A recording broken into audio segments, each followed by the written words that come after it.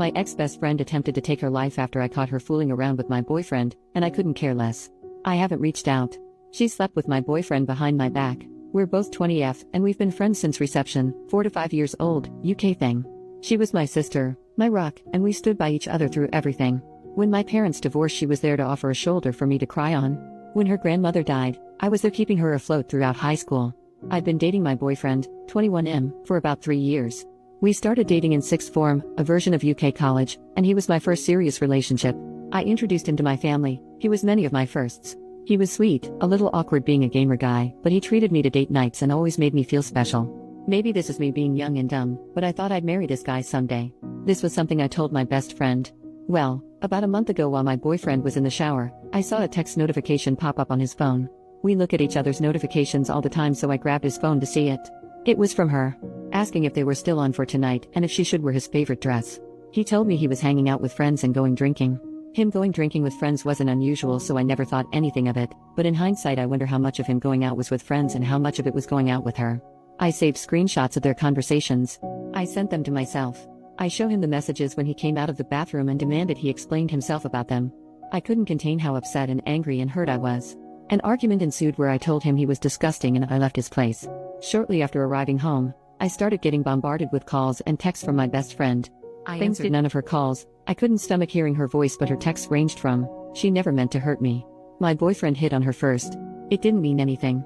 Then it got angry, saying I should hear her out. If I was a real friend, I would take her calls. I'm being petty and childish for not listening to her side. Then back to sad, saying I was her closest friend in the world and she didn't want to lose me. My boyfriend was strangely quiet during this time. After a few days I got myself together enough to send them both messages. Maybe it was cowardly, but I didn't have the strength to call them. I told my now ex-boyfriend that we were done and I won't give cheaters any chances with me. He responded by trying to call me, but after the third or fourth attempt, he gave up. He sent me a final message saying it wasn't that big of a deal, that they just fooled around, but agreeing he didn't want to date me anymore. My ex-best friend was more persistent after I told her I wanted nothing to do with her. Day after day I'd get messages and calls from her, demanding to talk, demanding we resolve this, demanding I not say anything to anyone, saying she stopped seeing him, saying she'll unalive herself if I don't talk to her. Really messed up crap. I ended up confiding to a mutual friend about what was going on because I was seriously beginning to wonder if I was being a jerk. This friend reassured me that my feelings were justified. However, I wasn't expecting this friend to spread around what happened. The gossip spread like wildfire, and a few days ago my ex-best friend tried to take her life. I said nothing. I haven't visited her in the hospital.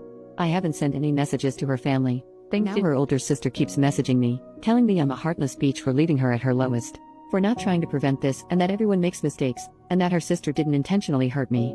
Maybe it does make me a heartless bitch, but I don't care. I'm relieved she survived, but I'll never forgive her. I'll never forgive her betrayal. She destroyed our friendship when she slept with my boyfriend. Update, 1 month later, hey again. It's been a while. First I want to thank everyone for all of their comments and support. In hindsight, I know now I wasn't being a bitch, but in the moment when I was being bombarded by texts and calls from her family, it's hard not to let those thoughts mess with your head. I didn't know if I was going to post an update, but some things have happened, so this might get a little long. Sorry. Giving fake names. Ex-BFF is Nikki. Her older sister is Tammy. My ex-boyfriend is Josh. I'll name anyone relevant as I go. So I mentioned in a comment that my mom wanted to speak to me later that day. I had a few replies warning me that she would try to pressure me into forgiving Nikki, and they were right. She came over to my dad's that evening and wanted a conversation in private. She asked if I'd spoken to Nikki yet. I said no. She asked if I was going to. I said no. I was trying to be as firm as possible because I knew what she was about to do. She asked, "Don't you think you should?" My response was, "No. I don't see why I should." I sent her a final message almost a month ago. This is where things began to really go south in the conversation. "Mum, love, she's in the hospital right now. She needs all the support she can get. You're meant to be her friend." I didn't even know about her condition until her mother called me. Really? I meant to be her friend after she slept with Josh behind my back? I didn't say anything about her because I didn't want to talk about her. "Mum, are you really going on about a silly grudge? I understand she hurt you, but she's hurting so much more right now, love." She's hurting? "Mum, yes, you both are. I raised you to be a kind, forgiving person. Why can't you forgive her?" "Me, what? Like how Dad should have forgiven you?" This wasn't my finest moment. I didn't bring it up before because it wasn't relevant, but the reason why my parents' divorce was due to infidelity on Mum's end. And it wasn't only a one-time thing, not that it matters even if it had been, but my mum always believed Dad should have just forgiven her. I admit this was a low blow for me, and the conversation spiraled into an argument from there, with both of us saying some not-so-kind things to each other. Eventually, I decided the conversation was over because we were just going around in circles and heading into yelling territory, so I told her to leave and I'll try talking to her again when we've both calmed down. When she was leaving, she said this: "I hope you're not as cruel as your father."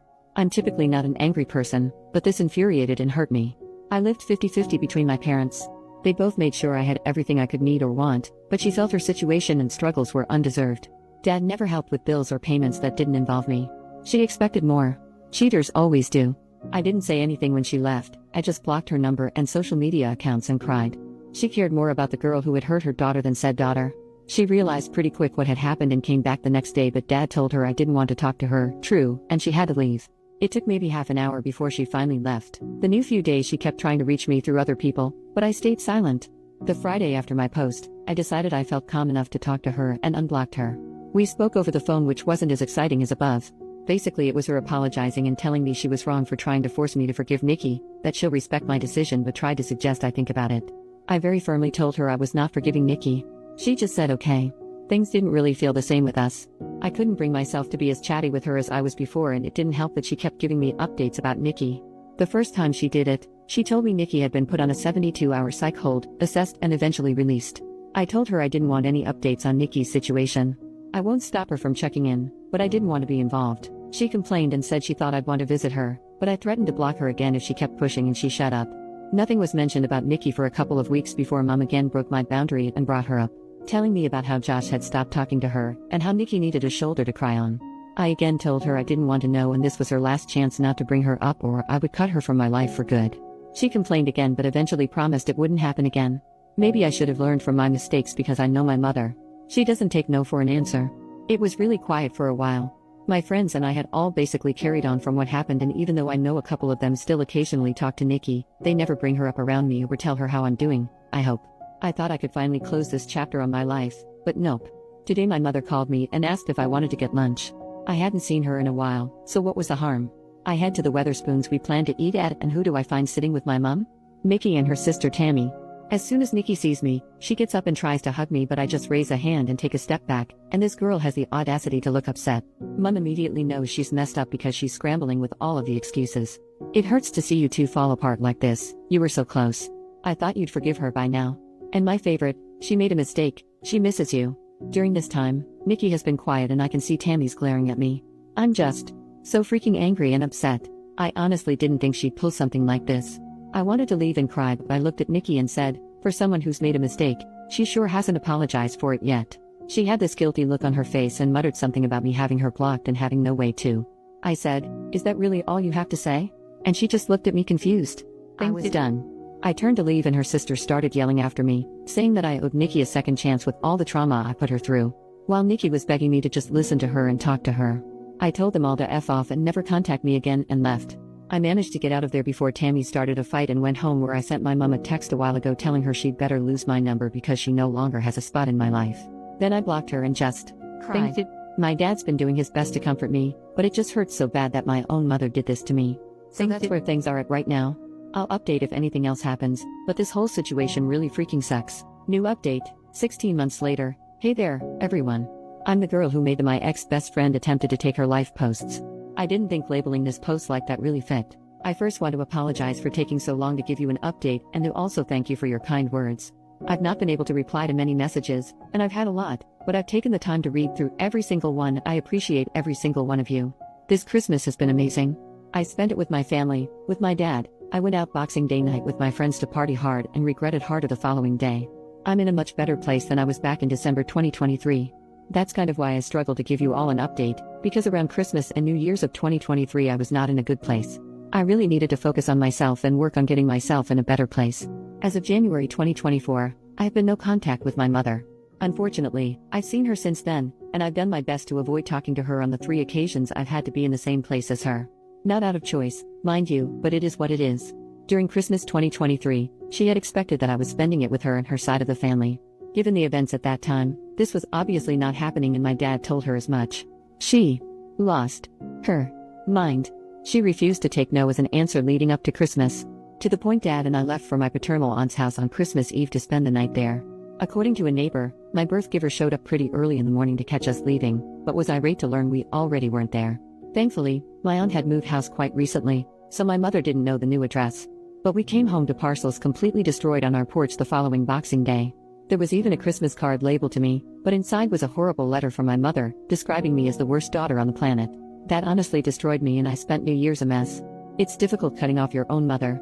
I spent half of January of 2024 trying to fix things with her, but it came to a head when I realized I was the only one forced to compromise. I finally cut off contact, and it's been that way since. There's been more between then and now, but I think those are incidents I'll post on my Reddit page or in the comments of this post to prevent it from getting too long. In terms of Nikki, I've heard she's doing better. We've not spoken since my mother's lunch escapade, but she's found a job and, according to a mutual friend, found a new circle. Despite everything that she's put me through, I'm happy for her. It's almost 2 a.m. here in the UK, so if I suddenly stop responding to comments, I've fallen asleep.